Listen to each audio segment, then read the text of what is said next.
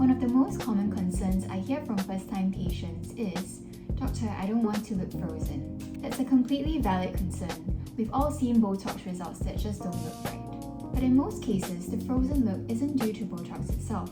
It comes down to technique, specifically dosage and placement. In this video, I'll walk you through why.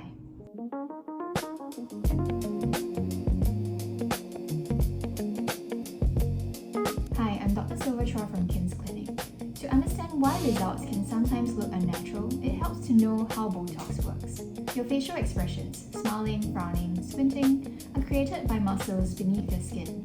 And when these muscles contract repeatedly over time, they create lines in the overlying skin. In younger skin, those lines disappear when the face relaxes. Over time, they can become more persistent, what we refer to as static lines. Botox works by temporarily blocking the signal between your nerves and these specific muscles. As a result, the targeted muscle relaxes, which allows the overlying skin to appear smoother and softens the wrinkle. It's not adding volume or filling anything in. It's simply reducing muscle activity. Simple, right? So why might it go wrong? There are two main reasons. The first reason is dosage. Botox is administered in units, and higher doses can lead to greater muscle relaxation. If too much is used in a particular area, it can over-relax the muscle. This may lead to a less natural or stiff appearance, and sometimes surrounding muscles may compensate, affecting the facial balance. Importantly, there is no single correct dose. The appropriate amount varies depending on your muscle strength, facial anatomy, and aesthetic goals. The second reason is placement. Your face has more than 40 muscles involved in facial expression, and these muscles work in coordination to produce natural expressions. Precise placement of Botox is important because even the smallest differences in injection points can influence how the muscles interact. Effective treatment isn't just about targeting a general area like the forehead.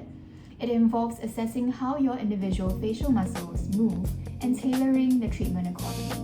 So when results look unnatural, it's usually related to dosing and injection strategy, rather than the product itself.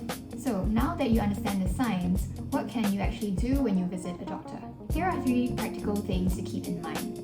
The first is to be open about your concerns. When researching Botox, you may come across all sorts of questions and worries, but it can sometimes feel awkward to bring them up during a consultation.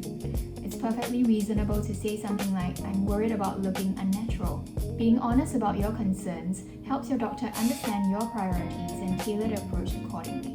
The second is to discuss your goals, not the dose. Instead of focusing on exact units or technical details, focus on the results you want.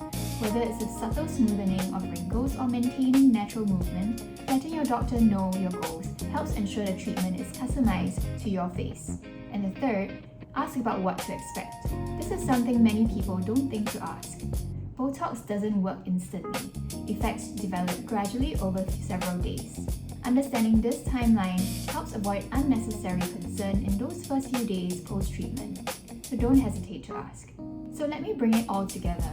The frozen look usually happens for 2 reasons: too much in one area or incorrect placement, not because of Botox itself. If you're considering Botox for the first time, it's completely normal to feel a little hesitant. The most important thing is to have a clear, open conversation with your doctor so your treatment is tailored to you. If you found this video helpful, do subscribe. I'll be sharing more insights on how different treatments really work. And if you're interested in learning more about Botox or exploring treatment options, you're welcome to reach out to us via WhatsApp. Thanks for watching, and I'll see you in the next video.